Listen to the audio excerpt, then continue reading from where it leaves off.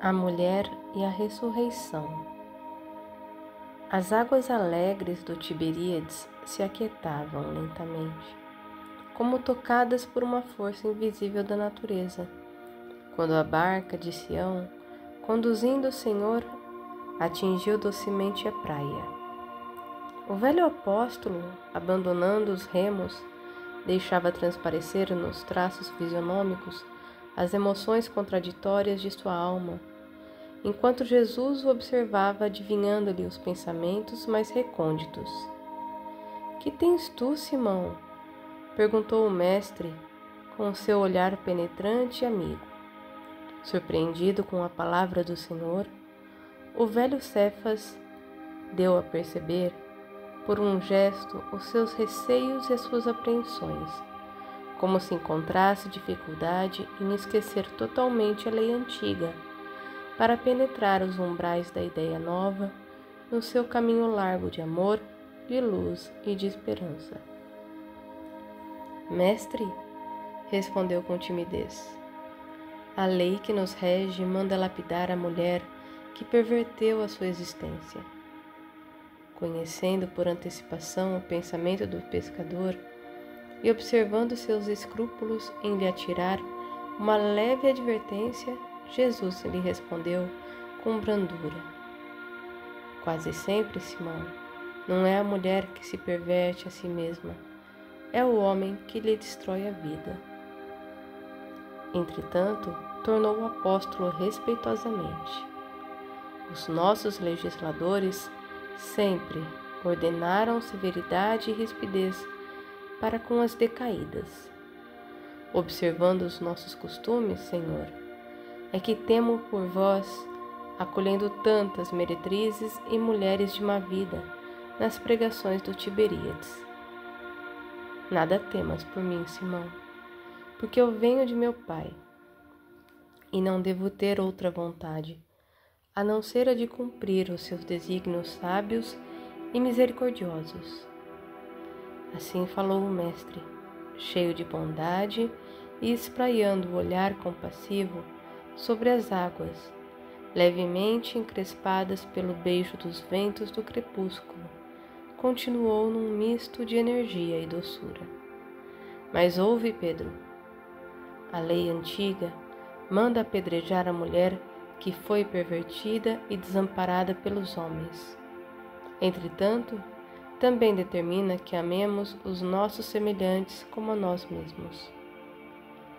E o meu ensino é o cumprimento da lei, pelo amor mais sublime sobre a terra. Poderíamos culpar a fonte quando um animal lhe polui as águas? De acordo com a lei, devemos amar a uma e a outro, seja pela expressão de sua ignorância, seja pela de seus sofrimentos. E o homem é sempre fraco, e a mulher sempre sofredora. O velho pescador recebia a exortação com um brilho novo nos olhos, como se fosse tocado nas fibras mais íntimas do seu espírito. — Mestre, retrucou altamente surpreendido, vossa palavra é a da revelação divina. Quereis dizer então que a mulher é superior ao homem na sua missão terrestre? Uma e outro são iguais perante Deus, esclareceu Cristo, amorosamente, e as tarefas de ambos se equilibram no caminho da vida, completando-se perfeitamente, para que haja em todas as ocasiões o mais santo respeito mútuo. Precisamos considerar, todavia, que a mulher recebeu a sagrada missão da vida. Tendo avançado mais do que o seu companheiro na estrada do sentimento, está por isso mais perto de Deus, que muitas vezes lhe toma o coração por instrumento de suas mensagens, cheias de sabedoria e de misericórdia. Em todas as realizações humanas, há sempre o traço da ternura feminina, levantando obras imperecíveis na edificação dos espíritos. Na história dos homens, ficam somente os nomes dos políticos, dos filósofos e dos generais. Todos eles são filhos da grande heroína que passa, no silêncio, desconhecida de todos, muita vez dilacerada nos seus sentimentos mais íntimos ou exterminada nos sacrifícios mais pungentes. Mas também, Deus, Simão passa ignorado em todas as realizações do progresso humano, e nós sabemos que o ruído é próprio dos homens, enquanto que o silêncio é de Deus, síntese de toda a verdade e de todo amor.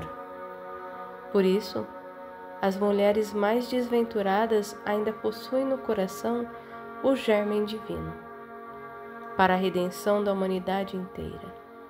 Seu sentimento de ternura e humildade será em todos os tempos o grande roteiro para a iluminação do mundo, porque sem o tesouro do sentimento, todas as obras da razão humana podem parecer como um castelo de falsos esplendores. Simão Pedro ouviu o Mestre, tomado de profundo enlevo e santificado fervor admirativo.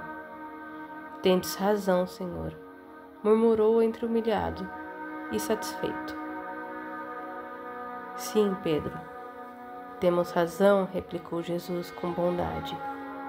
E será ainda a mulher que buscaremos confiar a missão mais sublime na construção evangélica dentro dos corações, no supremo esforço de iluminar o mundo. O apóstolo do Tiberíades ouvira as derradeiras palavras do Divino Mestre, tomado de surpresa. Conservou-se, no entanto, em silêncio ante o sorriso doce do Messias. Muito distante, o último beijo do sol punha um reflexo dourado no leque móvel das águas que as correntes claras do Jordão enriqueciam.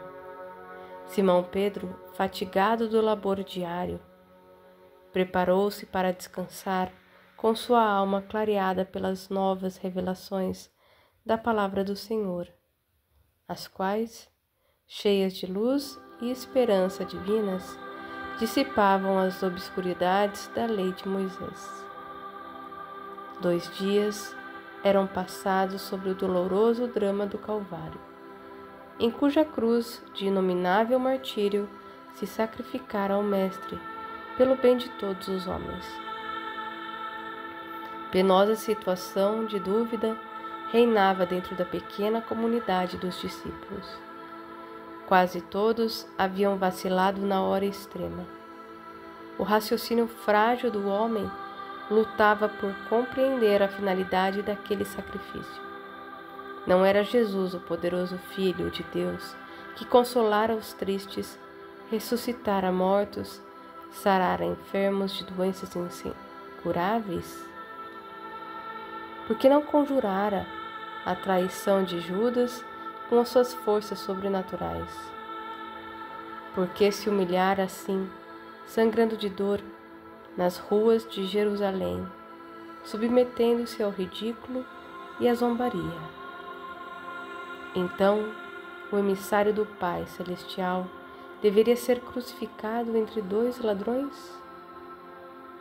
Enquanto essas questões eram examinadas de boca em boca, a lembrança do Messias ficava relegada a plano inferior, esquecida a sua exemplificação e a grandeza dos seus ensinamentos.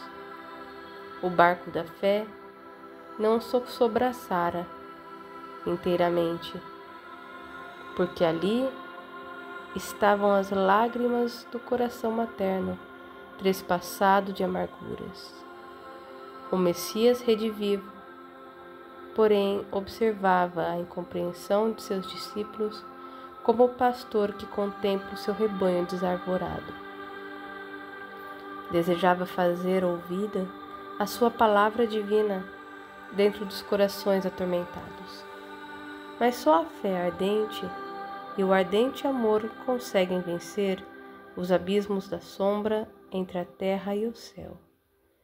E todos os companheiros se deixavam abater pelas ideias negativas. Foi então que, na manhã do 3º dia, a ex-pecadora de Magdala, se acercou do sepulcro com perfumes e flores. Queria ainda uma vez aromatizar aquelas mãos inertes e frias. Queria uma vez mais contemplar o Mestre adorado, para cobri-lo com o pranto do seu amor purificado e ardoroso. No seu coração estava aquela fé radiosa e pura que o Senhor lhe ensinara, e, sobretudo, aquela dedicação divina com que pudera renunciar todas as paixões que a seduziam no mundo. Maria Madalena ia ao túmulo com amor, e só o amor pode realizar os milagres supremos.